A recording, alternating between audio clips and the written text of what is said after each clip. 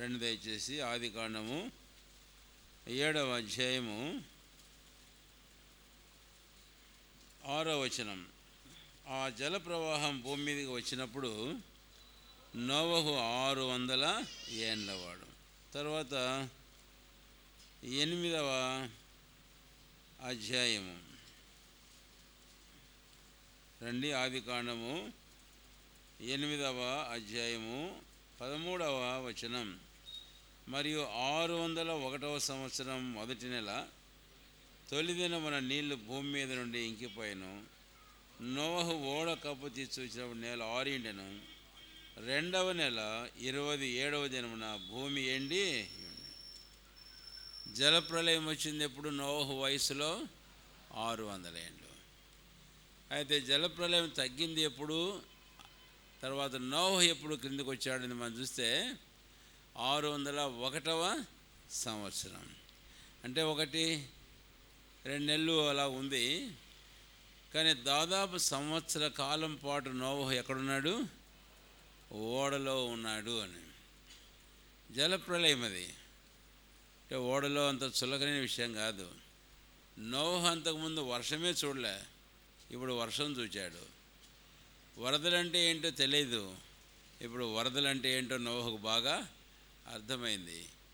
అంతేకాదు, 1 సంవత్సరం పాటు హఠాత్తుగా ఇలాంటి వర్షం వచ్చి వరదలు వచ్చి ఓడలో ఉండడం అంటే ఏమైపోతామో అన్నటువంటి భయం, ఆందోళన కూడా తనలో ఉండక మానదు. అయితే ప్రభువైన దేవుడు సెలవిచ్చాడు, ఆ ప్రకారం ఓడని చేశాడు. దేవుని మాట మేరకు ఓడలోకి వెళ్ళాడు. ఆ తర్వాత దేవుడు సెలవిచ్చిన ప్రకారమే జరిగింది. నీళ్ళ మీద ఓడలో సంవత్సరం పాటు నోవహు ఉన్నట్లుగా మనం చూస్తాం, తన కుటుంబంతో కూడా.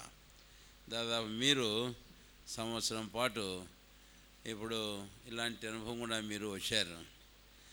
అయితే ప్రభువైన దేవుడు వారి కొరకు ఒక చక్కని ఓడను దేవుడే చెప్పాడు. ఆ ఓడంటే ఏంటో ఆయనకు తెలియదు. అంతకుముందు వర్షమే తెలియదు, వరదలు తెలియదు, ఓడంటే ఏంటో తెలియదు. చేసే వాళ్ళందరూ కూడా ఎగతాళి చేస్తున్నారు. ఏంటి వీడు, ఏందో ఓడంట, ఇదేందో వర్షం వస్తుందంట, ఇది తేలుతుందంటే, ఏంది వీడు చేసేదే అని ఎగతాళి చేస్తున్నారు. సరేలే పోనీ, మన డబ్బులు మనకు వస్తున్నాయి, మన కూలి చేసేద్దామని చెప్పేసి వాళ్ళు చేశారు. వాళ్ళు ఎగతాళి చేస్తున్నా కూడా నోవహు మనసులో ఏం చలనం లేదు.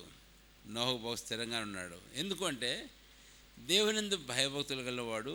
దేవుడు చెప్పాడు కాబట్టి దేవుడు ఆ ప్రకారం చేస్తాడు, అంతే. తనకు ఏం తెలియదు, తనకు అనుభవం లేదు అంతకుముందు. అయితే దేవుని వాక్యాన్ని విధే చూపి ఆ ప్రకారం ఓడను సిద్ధం చేశాడు. ఒక రీతి చెబితే ఓడ నోవహు కుటుంబం కొరకై, అంతేకాదు సమస్తమైన జీవరాశులను జీవముతో కాపాడేందుకు కొరకై దేవుడే చేసిన ఏర్పాటు. It was God's provision for Noah and also his family and all the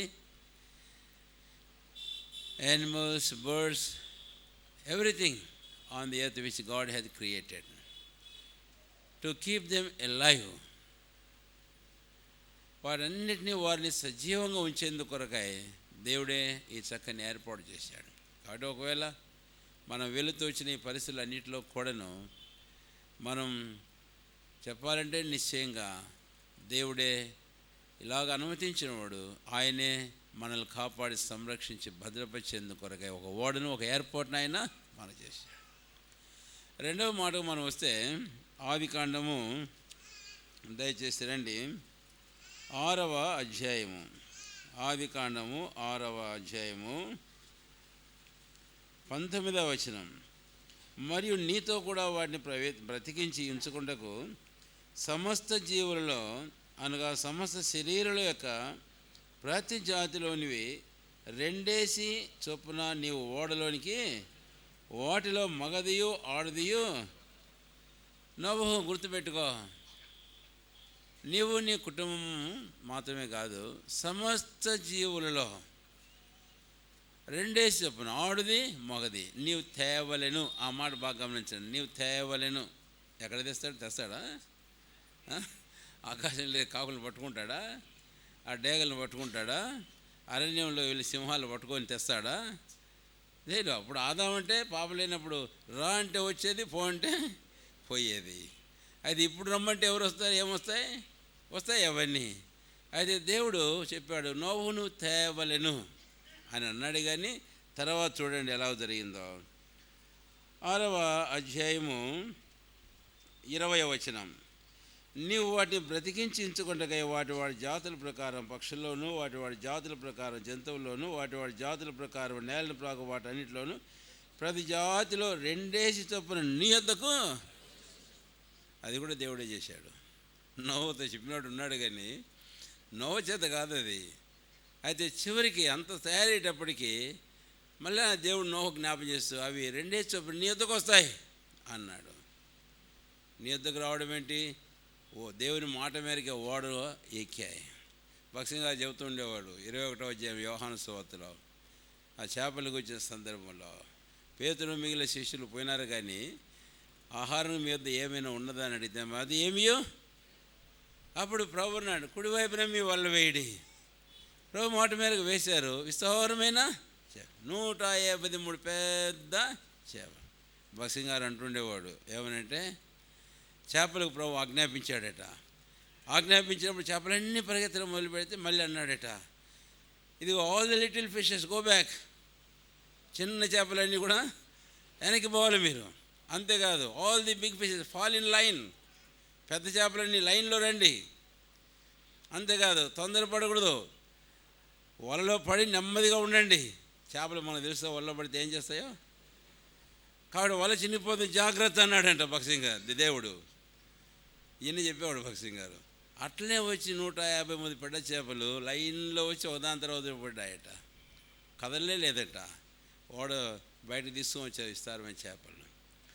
కాబట్టి వారు ఏదో పట్టుకొని తేవడం అనేది ప్రయత్నించే కాదు, కానీ అయితే ప్రభు అని దేవుడే వాటికి ఆజ్ఞాపించి వచ్చి పడ్డాయి. అలాగే నోవ విషయంలో కూడా కొంతమంది ఇలాంటి సందర్భాలు ఏమంటారంటే గొర్రెలు దొంగిలించుకోకపోయినారు అంటారు. భక్సింగారి కాలంలో కూడా అనేవాళ్ళు. గుంటూరులో మీటింగ్ పెడితే ఆ తర్వాత ఆయన సువార్త వాక్యం చెబుతూ భక్సింగారు ఏం మాట అన్నారు, ఓ ఈ బ్లైండ్ పాస్టర్స్ అన్నారట. అంటే ఓ గుడ్డి బోధకులారా, కాపరులారా అన్నాడట. అనేటప్పటికి వాళ్ళ కోపం వచ్చి కొంతమంది పాస్టర్ ఏం దీన్ని మాట్లాడేది, ఈయన దేవుని సేవకుడైతే గుడి పాస్టర్లు అంటారా అది అని చెప్పేసి అన్నాడట. అప్పుడు వెంటనే పక్కన ఒక ఆయన ఒక కన్ను లేదంట. ఆయన అన్నాడట, రే మీకెందుకు కోపం, నన్ను కూర్చి అన్నాడులే, మీకెందుకు కోపడతారు, కాబట్టి నన్ను కూర్చుని ఆయన అన్నాడట. అందరితో గొడవ సమసిపోయిందనమాట. చక్కగా సువా చెప్పేశారు. ఎంతమంది మారుమనసు పొందారు. ఎలాగ ఆరంభమై జరుగుతూ వచ్చిందో గుంటూరులో పరిచర్య మనకు తెలుసు. కనుక ప్రభు అయిన దేవుడు తన పరిశుద్ధమైన కృప చెప్ప. కొంతమంది అన్నారు, ఓ ఈయన ఎవరంటే స్టీలింగ్ షీప్ అన్నారు, గొర్రెలు దొంగిలించేవాడు. ఆయన భక్సింగాని గురించి అనడం మాకు తెలుసు, మేము ఎరుగుదాం. ఒకవేళ మీలో చాలామందికి ఆ సంగతి తెలియదేమో. ఎందుకు అని అంటే దేవుడు తనకిచ్చిన ఆ దర్శనం మేరకు, నడిపింపు మేరకు, మాట్లాడిన మేరకు విధేయత చూపిన వాడై ఎంతమంది ఏమనుకున్నా ఆయన పరిచయం చేశాడు. నిజమే, అలాగ విస్తారమైన ఆత్మలు సమకూర్చబడ్డాయి, రక్షించబడ్డాయి, సంఘాలు కట్టబడినాయి. మనం ఎరుగుదాం ఆ విషయం. కాబట్టి అందులో భాగంగానే ప్రభువైన దేవుడు చూపించిన మేరకే విధేయత చూపి ఇమ్మానుయేల్ అయితేనేమి కుటుంబం అలాగ మీరు కూడా దేవుని మాటకు లోబడి ఆ ప్రకారం కలిసి కార్యంలో ముందుకు సాగడం ప్రభు మీకు చేస్తూ వచ్చాడు. కాబట్టి దేవుడు తెచ్చాడు. ఇది రమ్మంటే కాదు, నోవ చేత కాదు. ప్రభు నోవతో అన్నాడు వస్తాయవన్నీ 2 చొప్పున, అలాగే వచ్చాయి. ఇలాగ మనమందరం కూడా ఒకరితో ఒకరం కలిసి అలాగ ఈ స్థలంలో కూడి ప్రభుని సేవించి ఆరాధించేదాని కొరకాయ ప్రభు చేసిన ఈ కార్యం. అందుకే ప్రభును స్తుతించి మనం ప్రభును ఘనపరచాలి. రెండవదిగా దేవుని వాక్యంలో షూలమితో ఒక మాట అంటుంది కదా 1వ అధ్యాయంలో, నీవు నన్ను ఆకర్షించుము, మేము నీ యొద్దకు పరిగెత్తి వచ్చుదాం. అలాంటి కార్యమే దేవుడు చేశాడు. అందుకై ప్రభును స్తుతించి రెండవదిగా ప్రభును మనం ఘనపరచవచ్చున్నాం.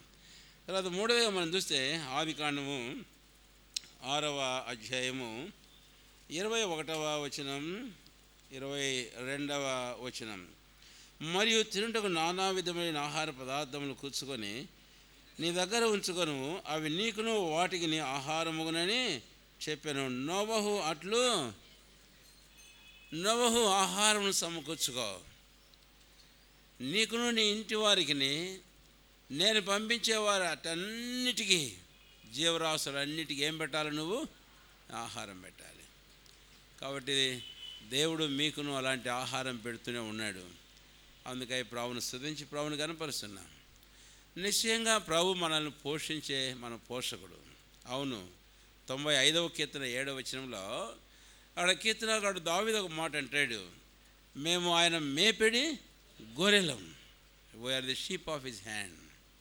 కాబట్టి ప్రభుదేని దేవుడు చూడండి, ఆదాముకు ఒకవేళ తెలియలేదేమో, అది దేవుడు ఆదాము చెప్పాడు, ఆదాం నువ్వు ఆహారం సమకూర్చుకో, నువ్వు ఓడలో పెట్టాలి ఆహారం, నీ కొరను, ఇంటి వారి కొరను, నీ ఎద్దకు వచ్చేటండి అన్నిటి కొరను.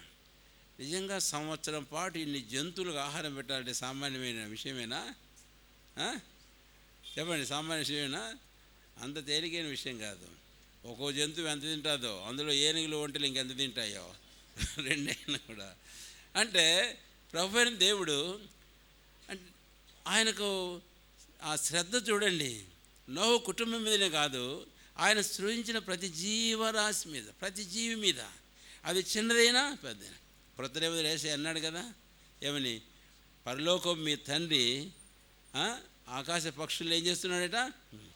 వాటికి లేదు, వాటి కూర్చుకో. అయితే తండ్రి దేవుడే అలా చేస్తున్నాడు.